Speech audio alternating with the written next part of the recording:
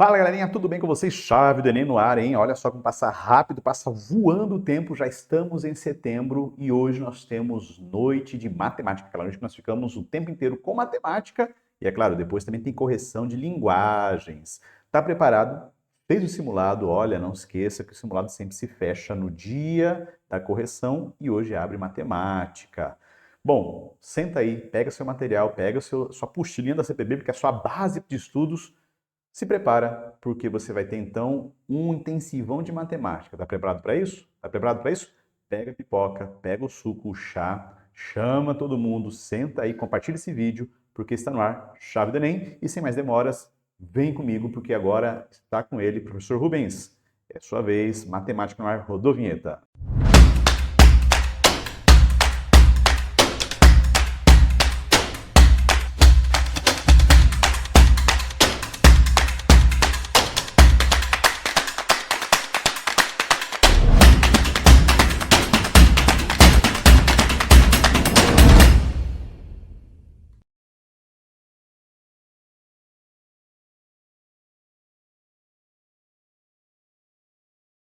Olá, meus alunos, tudo bem com vocês? Sejam muito bem-vindos para a nossa aula de hoje e agora a gente vai trazer assuntos bastante interessantes. Pega teu material, pega teus livros, pega teu caderno, a tua maçã para dar aquela relaxada, a sua água, que a gente sempre tem aquela pausa para relaxar um pouquinho, para se hidratar. Deixa tudo sobreposto aí na tua mesa e vamos para a aula de hoje. Na aula de hoje nós temos algumas coisas importantíssimas para falar. Dentre elas, vamos falar sobre função quadrática e dentro da função quadrática, máximos e mínimos e inequação do segundo grau. A gente viu no primeiro bimestre, algumas relações importantes sobre funções do primeiro grau. E a gente viu como era o comportamento dessas funções. Vimos também que elas se apresentam em forma de equações lineares e de funções lineares, por meio de uma reta, sendo assim a representação gráfica da função do primeiro grau. Agora nós vamos estudar a representação gráfica da função quadrática, que nada mais é do que as funções do segundo grau. Preparados? Então aperta os cintos e vamos nessa. O que seria uma função quadrática, professor? A gente define função quadrática como sendo toda função que pode ser escrita da forma ax ao quadrado mais bx mais c. E existem alguns detalhes bastante importantes. Esses A, B e C, que são as nossas letras, também chamados de coeficientes, eles representam números reais, então pode ser qualquer valor. Mas tem uma pequena restrição, e essa restrição é muito importante. O A não pode, jamais, não pode ser zero. Se o A for zero, nós vamos ficar com a equação do primeiro grau. Nós vamos ter bx mais c, uma vez que a parcela ax² será nula, tá? Então, nós estamos agora dedicados a entender como que nós resolvemos funções do tipo ax ao quadrado mais bx mais c. O que vai ser importante para nós? Para nós vai ser importante desenhar o gráfico, a representação dessa função, o comportamento da curva. Vai ser importante descobrir qual é o valor onde essas funções são iguais a zeros, e aí a gente vai precisar utilizar de alguns métodos de resolução, seja a fórmula de Bhaskara, como é muito conhecida aqui no Brasil, ou seja utilizando soma e produto ou fatoração de equações no segundo grau. Olha os exemplos tranquilos que nós temos.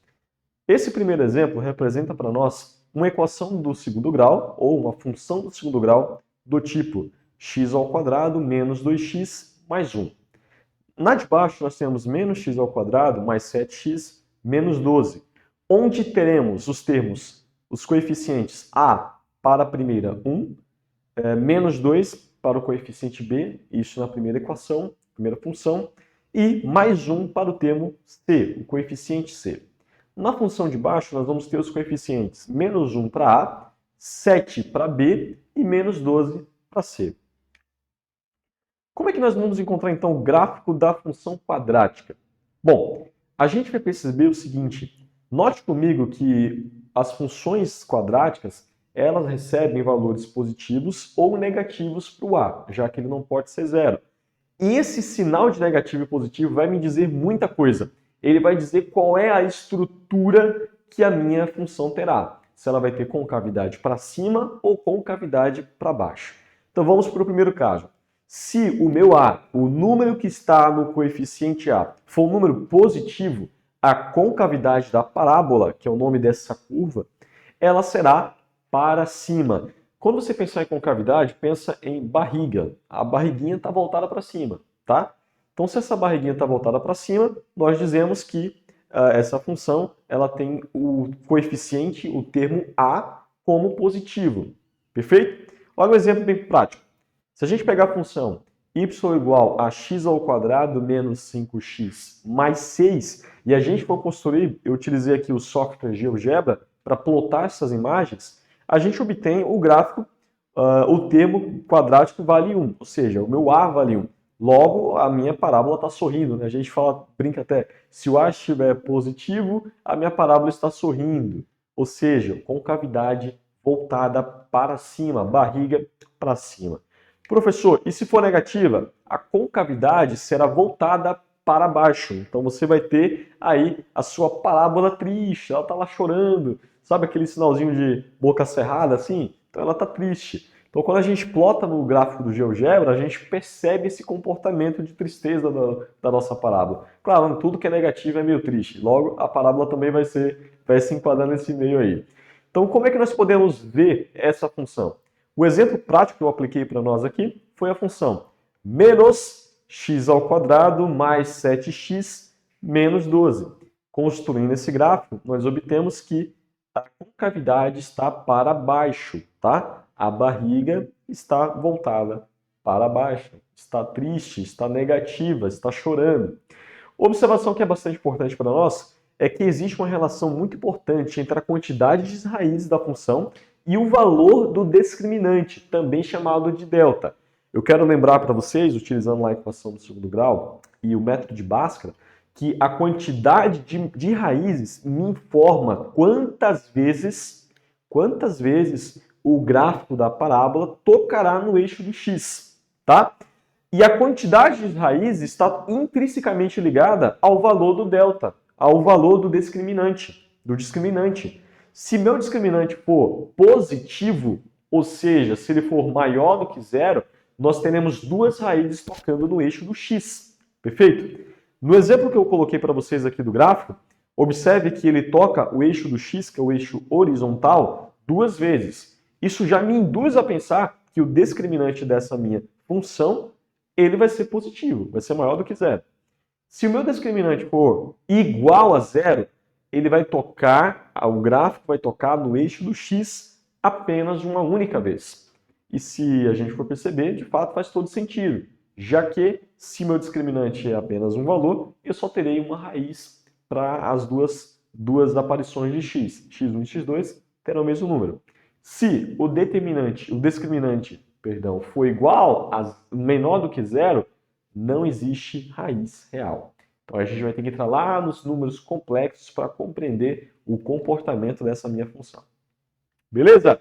Tranquilo? Vamos dar nossa primeira pausa para a água? Pega aí a tua água. É hora que a gente tem de hidratar, de dar aquela relaxada. Vou pegar aqui meu tanque de guerra para que a gente possa relaxar um pouco.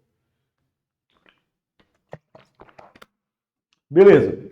Então vamos dar aquela continuidade legal. Relação do número de raízes e o gráfico. Conforme a gente tinha comentado, a gente vai perceber agora esse comportamento mais direto. Então, no caso 1 aqui, note comigo que eu usei o caso onde o ar é negativo, ou seja, a minha função vai ter concavidade para baixo. E neste caso, ele toca duas vezes o eixo do x em x1 e x2, quando é positivo o meu discriminante. No caso 2, a minha parábola está com ar positivo, então ela está feliz. Também toca em duas vezes. Quando o meu A o discriminante for igual a zero, o gráfico toca o eixo do x apenas em um único ponto. E aqui está o exemplo. O exemplo para quando o meu A for positivo, ela vai estar com essa característica. E o exemplo 2 é quando o A for negativo, ela também se apresenta com essa característica. Professor, quando o delta, ou o discriminante, for menor do que zero, ela jamais, sobre nenhuma hipótese, tocará o eixo do x. Tá bem? Ela pode tocar o eixo do y? Pode tocar o eixo do y, tranquilamente. Mas jamais tocará o eixo do x. Algumas observações que valem a pena a gente comentar. o ponto de intersecção com o eixo do y será o termo independente da função, ou seja, o termo c. E os pontos de intersecção com o eixo x coexistam, serão as raízes da função x e x numa linha, x duas linhas. Traduzindo todo esse texto para nós aqui, nós vimos que os valores das raízes tocam o eixo do x. Se eu tenho um discriminante, um delta positivo, a minha parábola vai tocar duas vezes no eixo do x, conforme já vimos. Se for igual a zero, toca uma. Se for menor que zero, jamais toca. Mas o valor c, que é aquele termo independente da forma ax ao quadrado mais bx mais c, esse cara vai me representar muito. Ele vai dizer qual é o valor que a parábola toca no eixo do y, no eixo vertical. Perfeito? Olha o exemplo. Y é igual a menos x ao quadrado mais 6x. Note comigo que essa minha função não tem termo c, o termo independente. Então a minha parábola vai cortar a minha função lá no eixo, lá na origem, no 0, 0. A outra tem menos x ao quadrado mais 9. Então ela vai tocar lá o ponto c no y em 9. Outra observação importante é que a gente pode utilizar a fatoração de raízes para escrever uma determinada função do segundo grau. Então você pode encontrar as raízes x1 e x2 e realizar a seguinte função: y é igual ao valor de a vezes x menos a raiz que você encontrou vezes x menos a segunda raiz que você encontrou.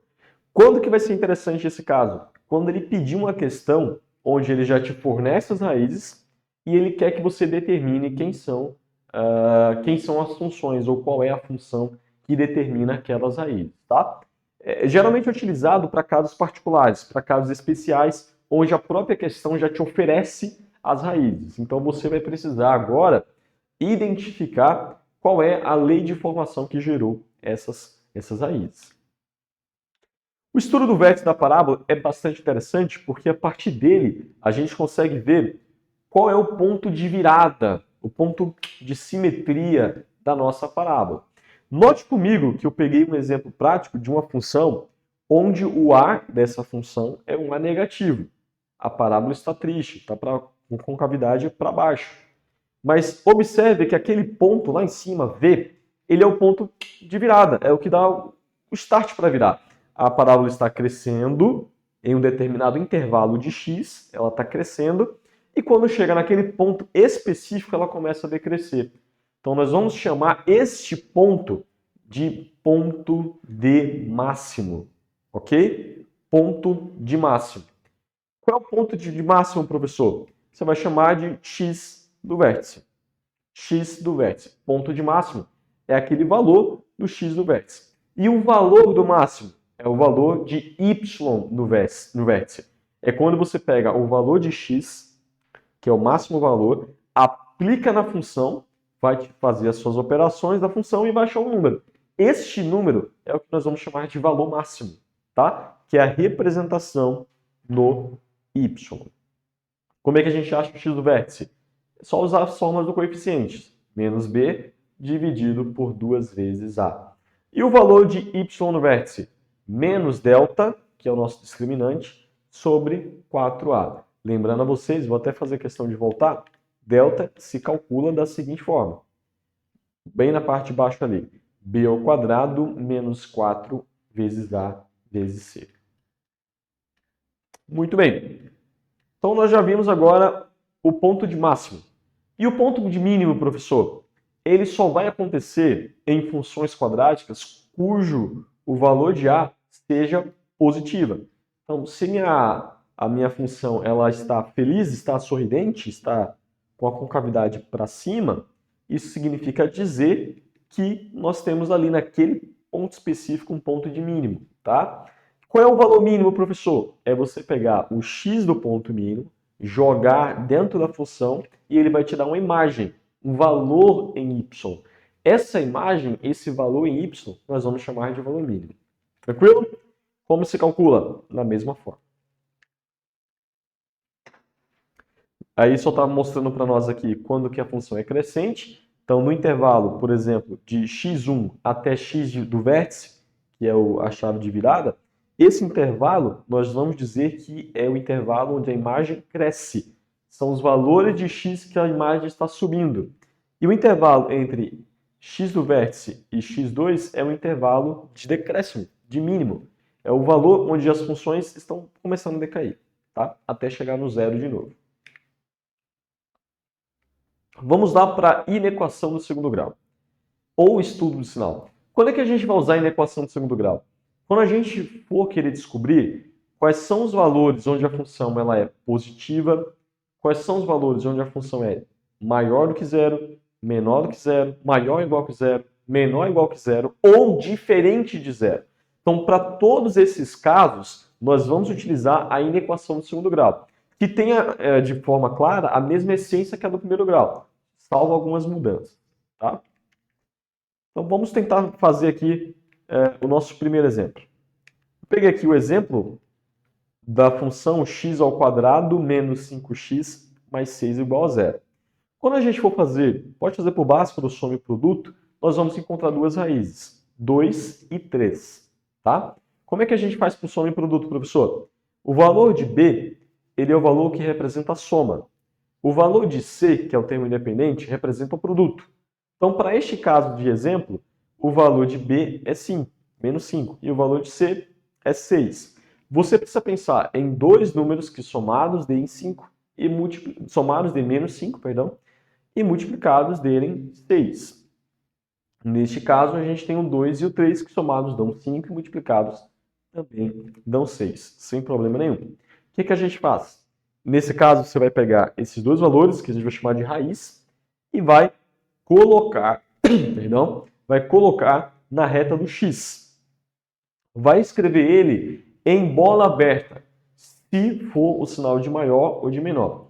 Se for o sinal de maior ou igual ou menor ou igual, bola fechada, você pinta a bolinha lá, tá? E você vai desenhar a curva de acordo com o valor de A. Neste exemplo, a gente tem x ao quadrado. O valor de A é 1, que é um valor positivo. Se é um valor positivo, função com concavidade para cima, tá? Barriguinha para cima. E o que acontece, professor? Quando a barriguinha está para cima, nós temos os valores de mínimos. Então, toda a parte esquerda e direita superior no eixo x, você vai colocar como positiva. A parte inferior no eixo do y, você vai chamar de parte negativa da função. E como é que a gente interpreta esses intervalos? Vamos fazer aqui com vocês agora. Como é que a gente interpreta esses intervalos? X, ele é um valor entre 2 e 3. Mas como a bola está aberta, x vai ser um valor menor do que 2, maior do que 2 e menor do que 3. Neste caso, a gente obtém o intervalo da solução, que é x está entre 2 e 3. Olha outro exemplo. Qual o intervalo do domínio da função menos x ao quadrado mais 4x menos 2? Possui imagem não positiva. Uma imagem não positiva é uma imagem negativa. Uma imagem não positiva é uma imagem negativa. Então, para a gente responder essa pergunta de cima, a gente deve resolver a equação quadrática. Qual? Menos x ao quadrado mais 4x menos 2 menor ou igual que zero. A gente quer saber o domínio dessa função. Quais são os valores que x pode assumir nessa função. Então, x pode ser ou menor ou pode ser zero. Tá? Quando a gente resolve, a gente vai encontrar duas raízes, que é menos 2 menos raiz de 2 menos raiz de 2, 2 mais raiz de 2. Então a gente de novo faz o esboço do gráfico. Note comigo agora que a bola será pintada porque eu estou incluindo, tá? Então a gente faz as raízes e pega as partes que são que a gente quer, que são as partes laterais. Então, para estes casos particulares, nós vamos ter a solução fora da parábola. Dentro da parábola, que é a parte positiva, não vai entrar. Uma vez que ele pergunta, possui imagem não positiva. Não positiva é imagens negativas. Onde que as imagens são negativas? Fora da curva. Então, do menos infinito até o 2 menos raiz de 2. E aí você pula essa parte e vai lá. Do 2 mais raiz de 2 até o mais infinito. Então, como é que a gente pode escrever essa nossa forma matematicamente? Você pode escrever x pertence aos reais, tal que x é menor ou igual a 2 menos raiz de 2, ou x é maior ou igual que 2 mais raiz de 2. Na notação de intervalo, a gente escreveria do menos infinito até 2 menos raiz de 2, unido com fechado no 2 mais raiz de 2 até o mais infinito. Vamos para o nosso exercício? Esse exercício é legal porque você tem a oportunidade de pausar e tentar resolver ele, ok? Então, eu vou ler para vocês, vou pedir que vocês pausem o vídeo, tente resolver e logo após nós faremos as nossas observações. É uma pergunta da Universidade Estadual do Rio de Janeiro, lá de 2016, e a pergunta diz: observe a função f definida por f de x igual x ao quadrado menos 2kx mais 29 para x pertencente aos reais. Aí ele faz a pergunta: se f de x for maior ou igual que 4, para todo número real x, presta atenção, x ele vai ser maior ou igual que 4 para todos os números reais, todos os valores reais de x. O valor mínimo da função f é 4. Então, ele já está dizendo para nós que a função recebe o mínimo em 4, quando x é 4. Assim, o valor positivo do parâmetro k será... Pausa, tenta resolver e a gente volta daqui a pouquinho, tá?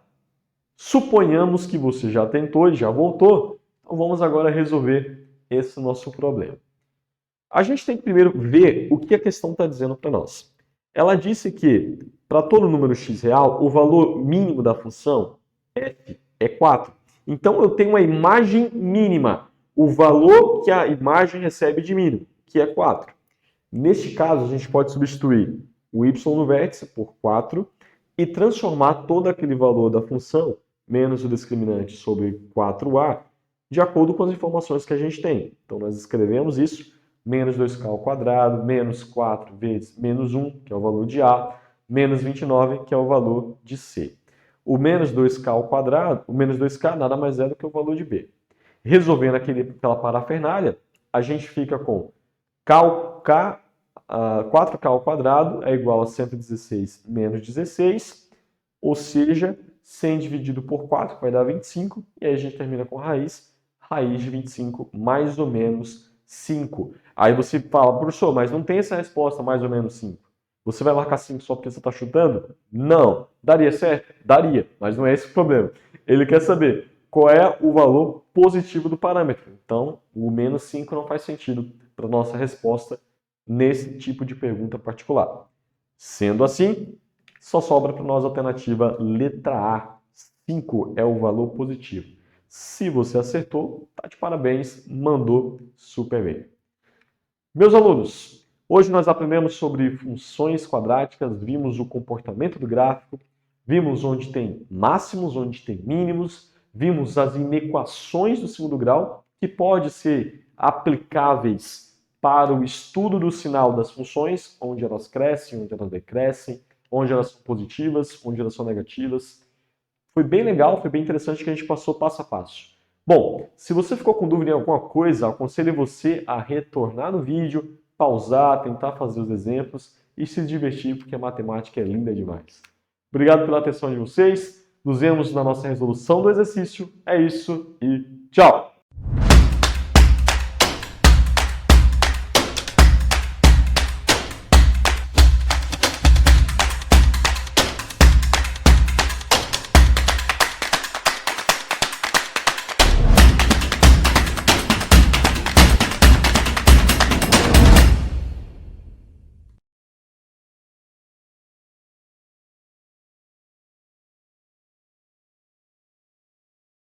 E aí, galerinha, gostaram da aula de matemática? Gosta de fazer cálculo? Eu gosto de matemática, né? Não entendo tudo, mas gosto muito de matemática. Espero que você tenha compreendido o conteúdo. Lembre-se que depois da live abre o simulado de matemática, você tem uma semana para fazer. Gosta de dicas? Você sabe que o Chave do Enem também serve para dar dicas preparatórias, como por exemplo para a redação do Enem no nosso Chave de Ouro, e também para você rever conteúdo, fazer testes e saber o que você acertou ou errou. Então, vem comigo que ainda tem a segunda parte. Senta aí, vamos corrigir, vamos dar dicas. E aí sim, depois da live, abre o nosso simulado de matemática. Tá comigo? Então senta aí, assiste tudo e semana que vem nós voltamos com natureza. Beleza? Então, rodou a vinheta.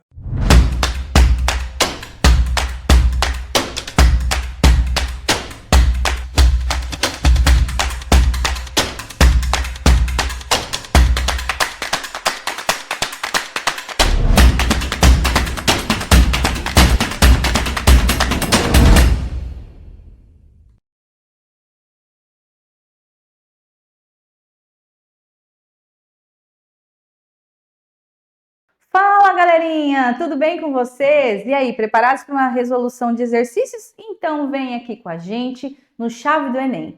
A nossa primeira questão, ela vai trazer este texto aqui, mas eu fiz questão de sublinhar aqui só o que a gente daqui a pouquinho vai precisar para responder corretamente a questão, ok? Então vou direto ali no enunciado. Olha só, a pergunta é: em nada a favor das águas, a palavra sublinhada, considerando o contexto em que ela aparece, pertence, sob o aspecto morfológico, à seguinte classe gramatical. E aí, o que você respondeu? É um substantivo? É um adjetivo? É um pronome indefinido? É um verbo? Ou é um advérbio? E aí, vamos à resposta? Se você marcou que é um verbo, está corretíssimo. Ó, vamos dar uma olhadinha lá no texto, ó. Ele nada a uma certa distância da praia, em braçadas pausadas e fortes, nada a favor das águas e do vento. Então, nada do verbo nadar, certo? Pelo contexto ali. A palavra nada, ela pode exercer outras funções sintáticas. Então, por isso que pode gerar uma certa confusão, tá bom? Pode ser um pronome indefinido, por exemplo, tá bom? Então, mas, neste caso ali, a gente tem a função do verbo, porque vem do verbo nadar. Eu nado, tu nadas, ele nada. Ok? Essa era fácil, né? Vamos para a próxima. A nossa próxima questão, também nós temos ali um texto. Mas as palavras que a gente vai precisar prestar atenção são essas aqui, ó, tá? Então, vamos lá. A segunda questão, primeira já foi, né? Considere as afirmações abaixo sobre as alternativas de reescrita de algumas frases do texto, fazendo os ajustes necessários dos sinais de pontuação em cada caso. Então, primeiro, o advérbio banalmente poderia ser deslocado para imediatamente depois de Homero? Então, olha lá, se eu colocasse esse banalmente que tá ali, ó, né? Comprovaria banalmente no fato de que hoje os versos de Homero banalmente nos chegam, tá? Então, se eu colocasse ali, vai ter algum tipo de alteração, tá? Pode fazer esse deslocamento? Depois, 2. O advérbio hoje poderia ser deslocado para imediatamente depois de chegam. Olha lá. Então, se eu coloco no fato de que hoje os versos de Homero nos chegam hoje somente cravados, se a gente colocasse dessa forma, tá? E a última alternativa ali, né, a última afirmativa, a expressão com certeza poderia ser deslocada para imediatamente depois do que, tá? Então, com certeza o cronista que, ali, aí ficaria ali, ó, que com certeza não esqueceu. Então, vamos ler a frase como ficaria, ó. Mas o cronista que com certeza não esqueceu a permanência do texto oral de Homero, ficaria assim, ok? Então, e aí, quais alterações poderiam ser efetuadas sem acarretar mudança de sentido na frase original? Então, a gente pode ver que até pode ser deslocado, colocado antes, mas será que alteraria o sentido? Então, vamos à resposta. Se você marcou apenas 2, o que seria o 2? O advérbio hoje poderia ser deslocado para imediatamente depois de chegam. Chegam quando? Hoje. beleza, não alteraria o sentido. Agora, se a gente colocasse ali no banalmente, olha lá, vamos voltar ali, ó, né? Depois de Homero, aí o texto ficaria assim: no fato de que hoje os versos de Homero banalmente nos chegam. O que vai acontecer ali? Esse banalmente ele vai fazer referência ao verbo chegar agora, tá? E mudaria um pouco o sentido daquilo que está sendo dito. Então, realmente não pode, tá bom? E na expressão com certeza, está dizendo que poderia ser deslocada para imediatamente depois do que, eu também faria com que isso fosse relacionado com outras palavras ali, a tecnologia humana, por exemplo, tá bom? Então, alteraria o sentido, beleza? Vamos para a questão 3. Então, a gente também tem um outro texto aí, e a pergunta desse texto é o seguinte: no trecho retirado do texto, afinal, quem foi melhor, Pelé ou Maradona?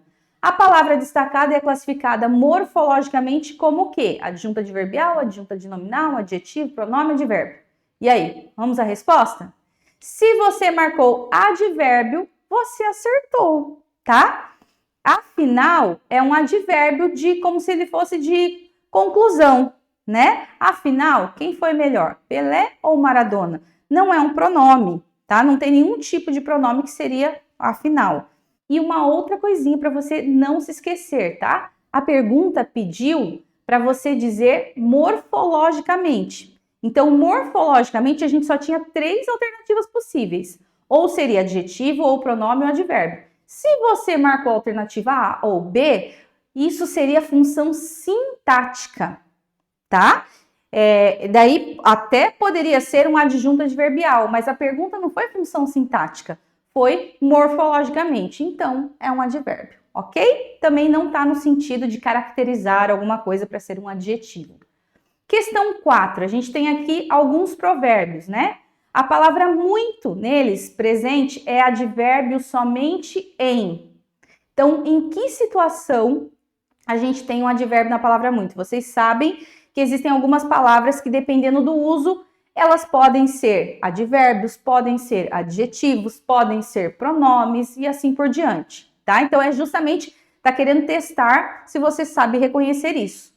Lembre-se de que o advérbio, normalmente, ele vai se relacionar com outro verbo, com um adjetivo ou com outro advérbio. Então, por exemplo, se eu tenho um muito, né? Se ele se relaciona a um substantivo, não vai ser, nesse caso, um advérbio, tá bom? E aí, o que você respondeu? Se você marcou a alternativa 3, você acertou, ó. Muito riso, pouco siso. Você percebe que esse muito riso, ele está se referindo ao substantivo riso, tá? O muito sem Deus não é nada. Então, ali a gente teria o muito como... Ele tem a função de substantivo, tanto é que ele está sendo acompanhado de um artigo, o, tá? Então, não é ali um advérbio. Muito ajuda quem não atrapalha. Percebam que esse muito, ele está realmente intensificando, né? E ele não combina, por exemplo, com a palavra ajuda, que é feminina, certo? Então, ele é um advérbio porque traz a circunstância de intensidade para o contexto ali da frase, né? Para o verbo ajudar. Ajuda muito, né? Então, intensifica essa ajuda, ok? Que é a função de um advérbio, né? Claro que os advérbios têm outras circunstâncias, mas a função do advérbio é justamente trazer uma circunstância de tempo, lugar, modo, negação, afirmação, intensidade para um verbo, para um adjetivo ou para outro advérbio. E a nossa última questão também vai tratar justamente dessas questões de eu ter palavras que na escrita elas são idênticas, mas elas podem exercer funções diferentes, né?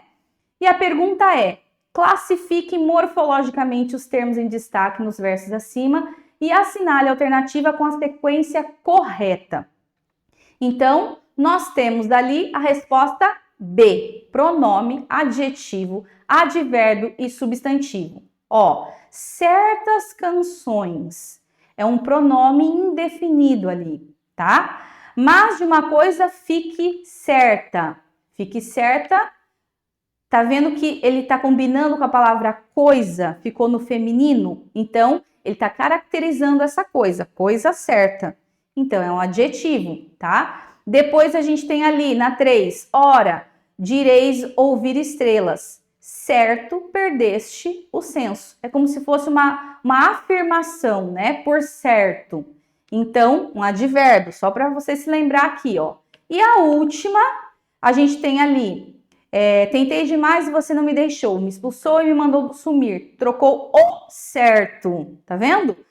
Tá vendo que essa palavra veio acompanhada de um artigo? Então, nessa frase, a palavra certo tem função de substantivo, ok? Então, eu espero que você tenha revisado, tenha acertado todas as questões. Cuidado com essas palavrinhas que pode, ora, ter uma função, ora outra. Estuda bastante e arrase aí no seu vestibular, nas suas questões, nas suas provas. É o que eu desejo para você. Um abraço para todos. Até a próxima.